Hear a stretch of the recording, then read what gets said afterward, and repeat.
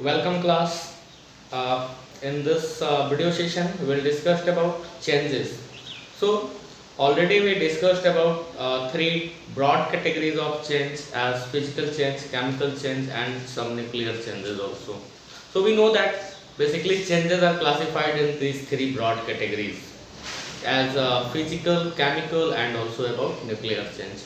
In this class, we will discuss about chemical change, especially chemical change. So already in previous class, we discussed about chemical changes and their impacts. So chemical changes, basically in chemical change, always new products are formed and a large amount of energy is exchanged, either it is absorbed or lost. There are several examples of chemical change in our surrounding, like rusting of iron, curding of milk, and now a deposition of brown color on freshly cut apple. So if we cut a piece of apple, then after some time it deposits some brown color on their surface. It is also due to chemical change. It is type of chemical change. So not only this, but burning of each and every type of fuel is a type of chemical change, because in all these changes always a new product is formed and it cannot be reversed by only reversing the condition. So we can't reverse it by reversing the conditions. In chemical changes, atoms combine together and form molecule, or one molecule break their previous bonds and rearrange their bonds and form a new complex. For example, if we burn a piece of carbon in a little supply of oxygen, then one atom of carbon combined with oxygen and form either carbon monoxide or carbon dioxide. So carbon monoxide is formed in when carbon piece of coal is burned in presence of little supply of oxygen, and carbon dioxide is formed when we burn a piece of coal in little supply of oxygen. Similarly, when we heated a piece of calcium carbonate, that is known as limestone, CaCO3, it is known as limestone, marble जिसको आप बोलते हो, so CaCO3, when we heated it, then their previous bonds which are present in calcium carbonate in CaCO3 it means what? It is a molecule in which in one molecule of CaCO3 there are one atom of calcium, one atom of carbon, and three atoms of oxygen are bounded together. So these one calcium, one carbon, and three oxygen atom, it means total 5 atoms जो है यहाँ पे combined हैं, जुड़े हुए हैं. So it form one molecule. So when we heat it, then their previous bond break down and they form a new substance or new material by rearranging their internal bonds. तो ये क्या कर रहा है? अपने अंदर के internal bonds को rearrange कर रहा है and new materials का formation कर रहा है, that is CaO and also CO2.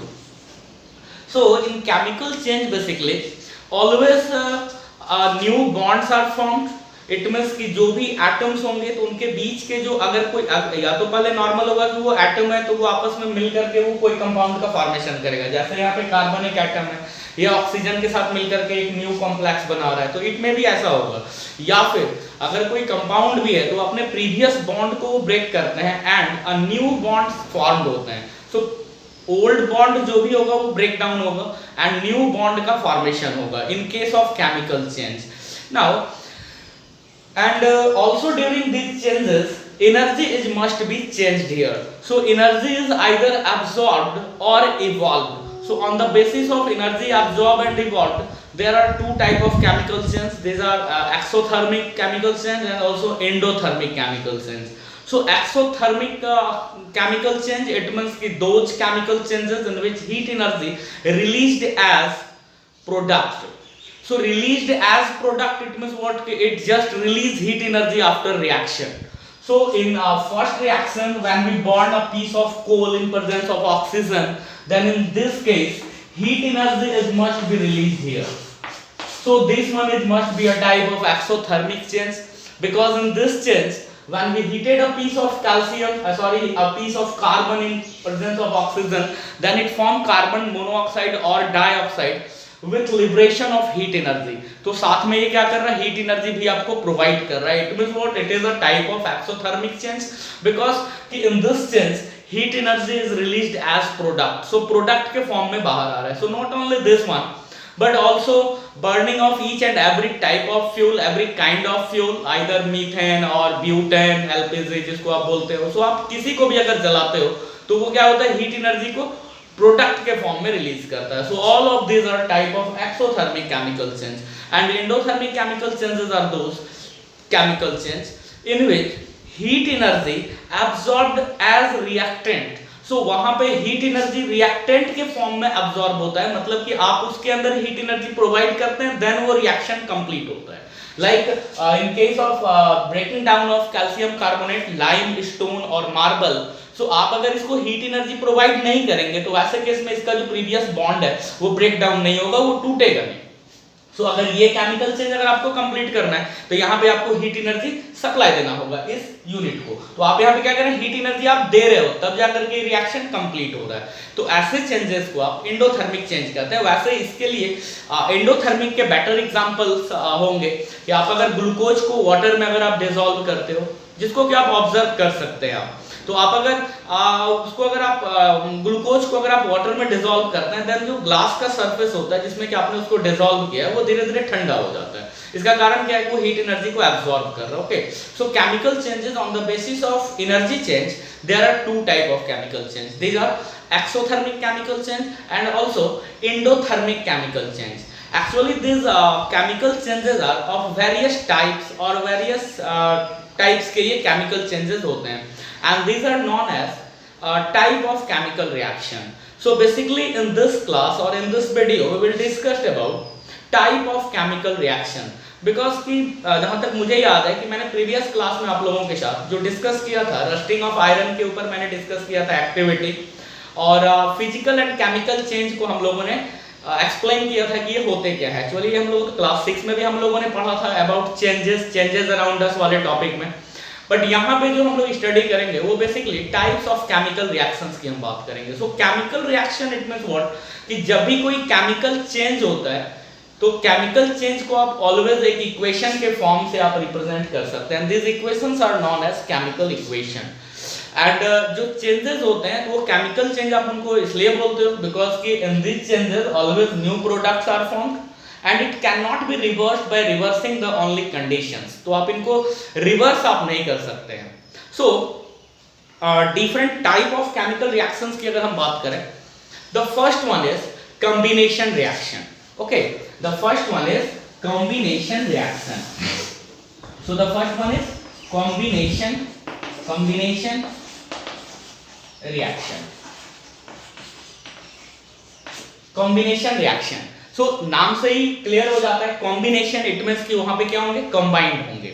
Okay, so combination reaction are those chemical reaction in which two or more than two reactants combine together and form a new single product.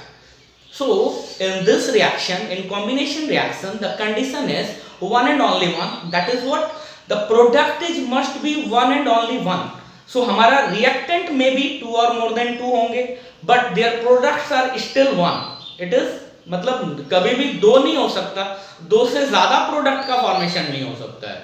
Like in case of first reaction where two reactants, carbon and oxygen, combine together and form one product, that is carbon monoxide.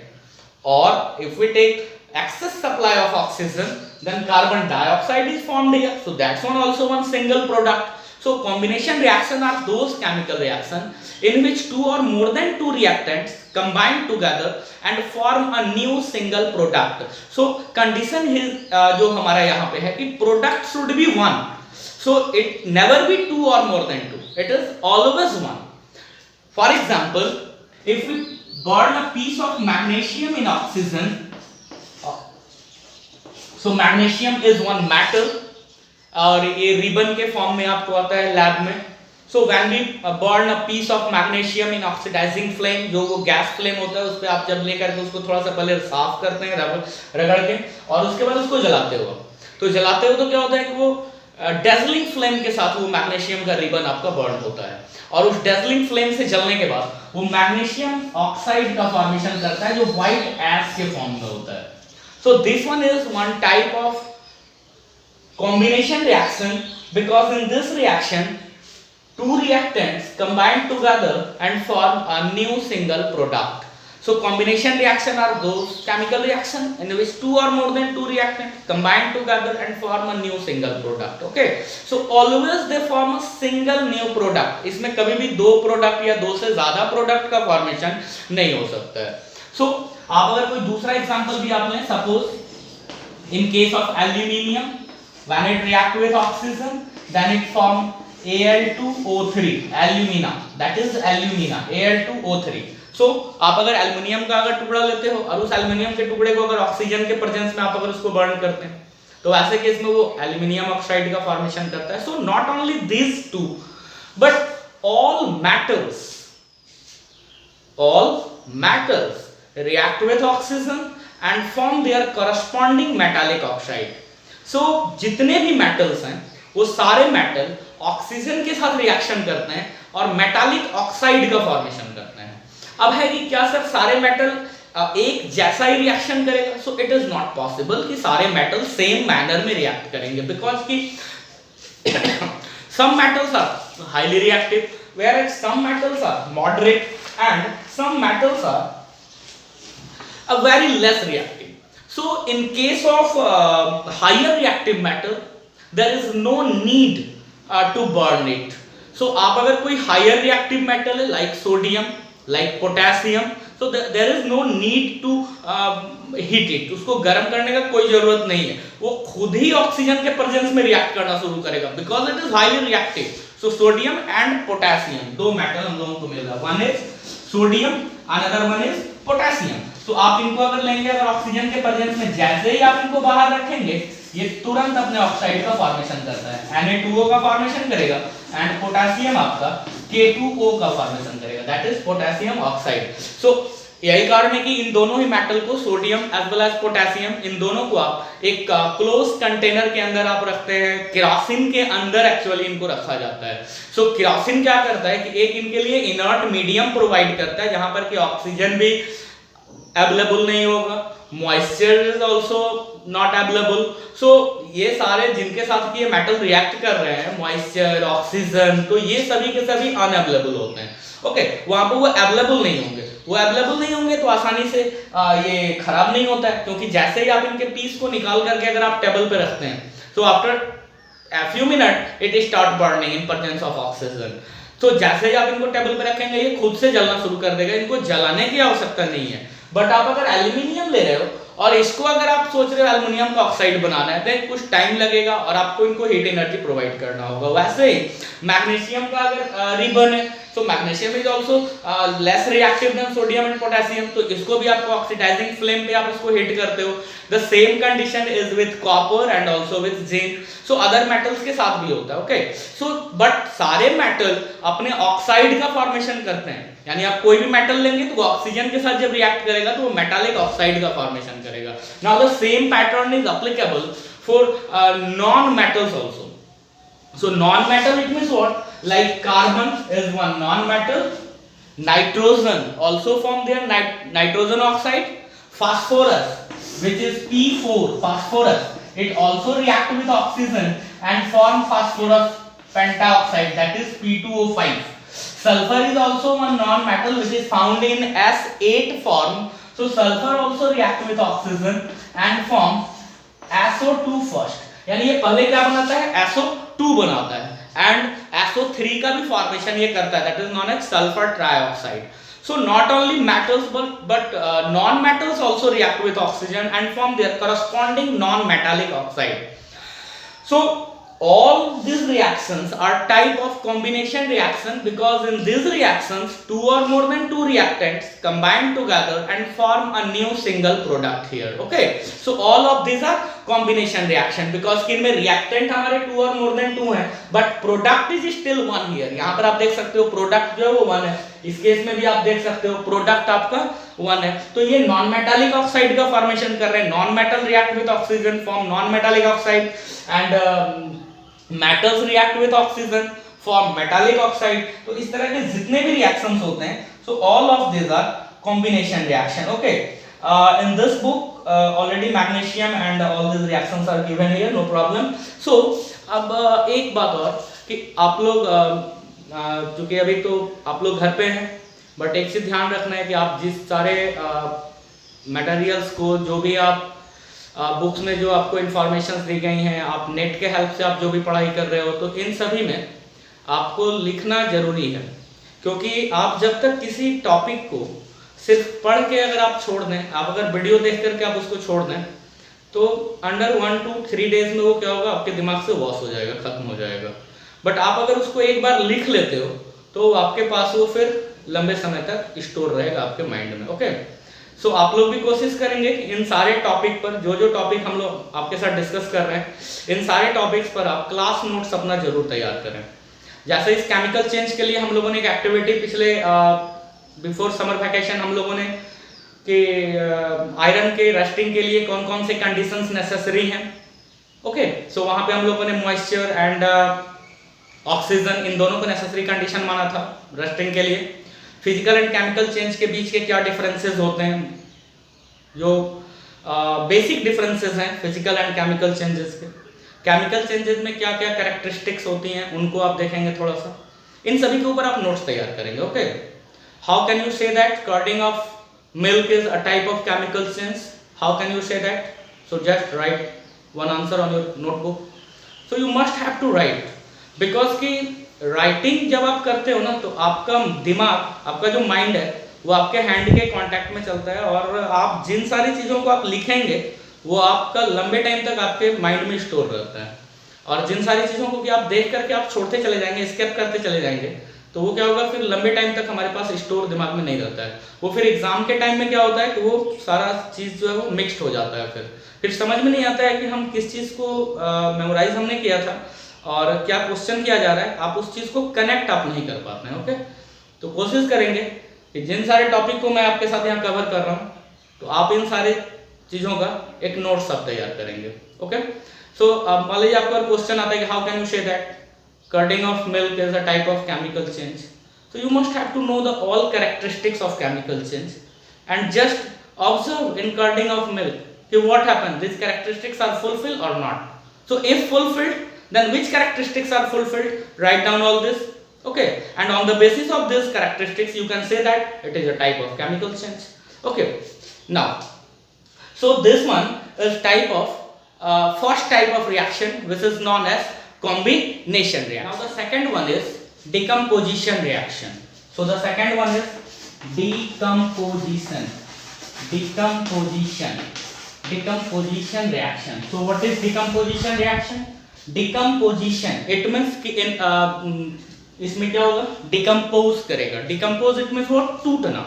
Okay, so decomposition are those chemical reaction in which a single reactant break down and form two or more than two product, or we can say that decomposition is just reverse of combination reaction, because in combination reaction two or more than two reactants combine together and form a new single product. It means the reactants are one or two or more than two, but their products are still one. But in case of decomposition reaction, reactant is still one and only one, and it will form two or more than two products after decomposition. So decomposition are those chemical reaction. So आप अपने notes में भी ऐसा लिखेंगे, decomposition reaction, arrow देकर के, decomposition are those chemical reaction in which one reactant break down and form two or more than two new products are known as decomposition reaction. Now mention some examples. So अब क्या है कि ये जो decomposition होता है, ये various causes के कारण होता है, not only due to one cause. Okay, so decomposition is maybe due to heat energy, or maybe due to light energy, or maybe due to electrical energy. So if decomposition is due to heat energy, then such decomposition are known as thermal decomposition reaction. So क्या बोलते हैं इनको, thermal decomposition reaction, that is thermal decomposition reaction. So thermal decomposition, it means what? Decomposition due to heat energy. Okay, so those reaction in which one reactant break down into two or more than two products by heat energy, then such reactions are known as decomposition reaction, or it is known as thermal decomposition reaction. Now the second one is when decomposition is due to light energy, is known as photo decomposition reaction. So photo is basically coming from photons, that is photons, it means particles of light. All of you know that कि जो lights होते हैं ये क्या होता है कि छोटे छोटे smaller particles के बने होते हैं, these particles are known as photons. तो उन्हीं से हम लोगों ने फोटो को लिया हुआ है. सो डिकम्पोजिशन वैसा हो जिसमें कि फोटोन्स इन्वॉल्व हो, मतलब उस कंपाउंड को तोड़ता कौन है, तो फोटोन्स तोड़ते हैं. वो फोटोन्स आकर के उससे स्ट्राइक करते हैं, उसको कुछ एनर्जी उसको प्रोवाइड करते हैं, and due to that energy वो जो मॉलिक्यूल्स है वो ब्रेक डाउन करता है, टू और मोर देन टू प्रोडक्ट्स का वो फॉर्मेशन करता है. So that one is known as photo decomposition reaction. So these are two, thermal decomposition and also photo decomposition. So thermal decomposition, it means decomposition due to heat energy, and photo decomposition, it means decomposition due to light energy. Now the third one is electrical decomposition reaction. So electrical decomposition, it means decomposition due to electrical energy. So here आप अगर decompose करना है, तोड़ना है, तो टूटेगा तो कभी ना कभी, जब तभी टूटेगा जब आप उसमें कोई एनर्जी आप दोगे. तो आप अगर एनर्जी वो थर्मल फॉर्म में अगर दे रहे हो, हीट के फॉर्म में दे रहे हो, तो वो आपका थर्मल डिकम्पोजिशन है. वो एनर्जी अगर आप फोटो के फॉर्म में दे रहे हो, फोटोन्स के फॉर्म में दे रहे हो, लाइट के फॉर्म में अगर आप दे रहे हो, तो वो आपका फोटो डिकम्पोजिशन है. और वही एनर्जी अगर आप इलेक्ट्रिकल के फॉर्म में अगर आप दे रहे हैं, तो वो आपका इलेक्ट्रिकल डिकम्पोजिशन है. फॉर एग्जाम्पल थर्मल डिकम्पोजिशन के लिए अभी जो हम लोगों ने प्रीवियस एग्जाम्पल लिया था, like calcium carbonate, that is limestone. So when we heated it means what? It is a type of thermal decomposition, because ये जो decompose होगा due to heat energy. Here delta sign is for heat energy. Okay, so it will form calcium oxide and also carbon dioxide. So decomposition are those chemical reaction in which one reactant decompose and form two or more than two products. So it is due to three different conditions, either due to thermal energy or due to photons, it means light energy, or it is due to electrical energy.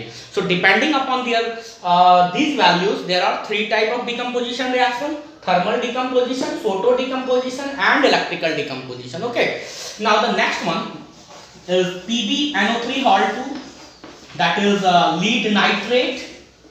Lead nitrate, when we heated a piece of lead nitrate, then it will form lead oxide, that is PbO, also form NO2 and also form O2.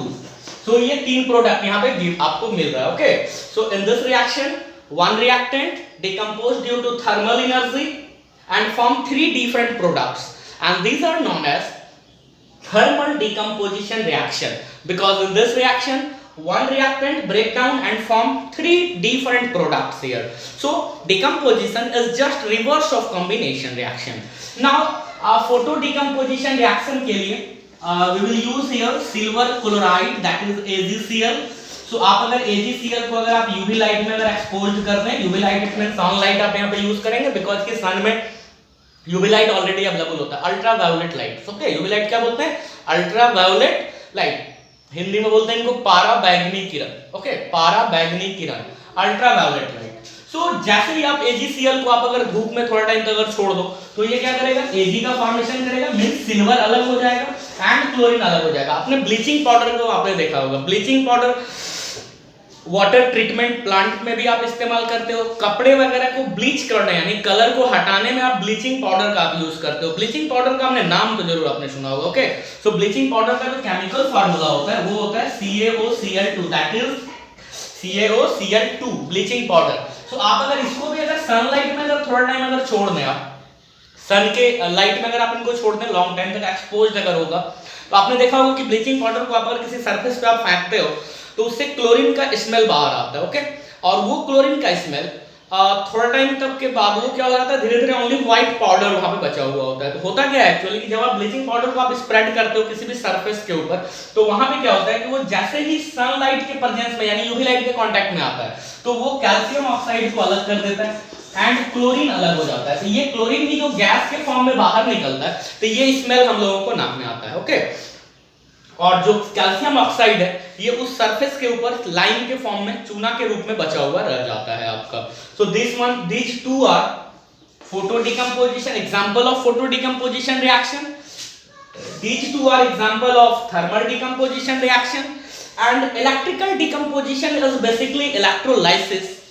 और आप इसके लिए एक example ले सकते हो alumina वाला। सो Al2O3, आप अगर इसमें डीसी इलेक्ट्रिक करंट अगर आप सप्लाई कर दो तो ये एल्यूमिनियम यहाँ पे अलग हो जाता है एंड 3/2O2 यहाँ पे बैलेंस करने के लिए मैंने कर दिया है। ओके, इस रिएक्शन को हम लोग बाद में कभी अलग से एक्सप्लेन करेंगे because it is not so simple, because in this reaction actually ions are formed. So पहले क्या होते हैं, आयन का फॉर्मेशन होता है। This ion either lose or gain electrons and again form their stable solid form, और atomic पहले वो एटॉमिक फॉर्म में जाते हैं। अगर O2 है तो वो पहले नेसेंट ऑक्सीजन बनाता है, फिर वो गैस के मॉलिक्यूल्स के का फॉर्मेशन करता है, बट उसके पहले वो आयंस के फॉर्म में होते हैं। ये आपका एनायन के फॉर्म में होता है O-, और Al जो है आपका Al3+ के फॉर्म में होता है because it is due to electrical energy. तो इलेक्ट्रिकल एनर्जी के कारण हो रहा है, तो इसमें क्या होता है कि ऑलवेज चार्ज्ड आयन का फॉर्मेशन होता है बिकॉज आपने इसमें क्या दिया है, इलेक्ट्रिक करंट आपने इस्तेमाल किया। But in this reaction also one reactant break down into 2 or more than 2 products, so this one is also a type of decomposition reaction. Okay, in next class we will discuss about other types of reaction. Okay.